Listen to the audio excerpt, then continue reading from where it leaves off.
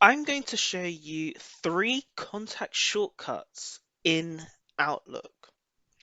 Now, the first one is if you want to create a new contact, and you can do that by doing Ctrl Shift C, and you'll get this new contact window.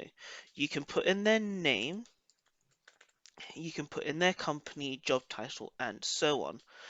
Once you're happy with it and you've got your email and everything sorted,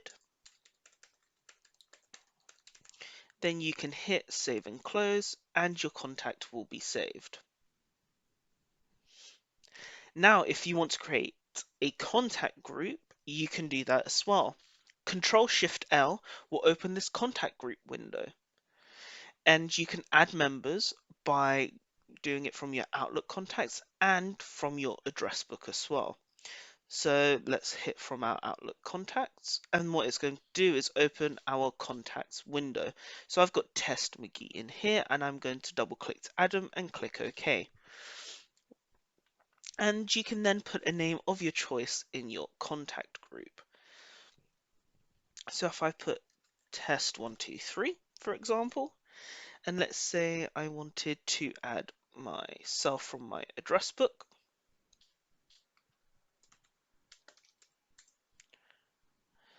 So let me add that. And as you see, I've added myself, and I'm going to hit save and close.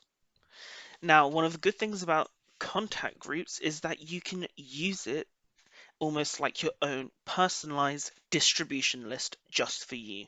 No one else in your company will know that you have this sort of magic distribution list.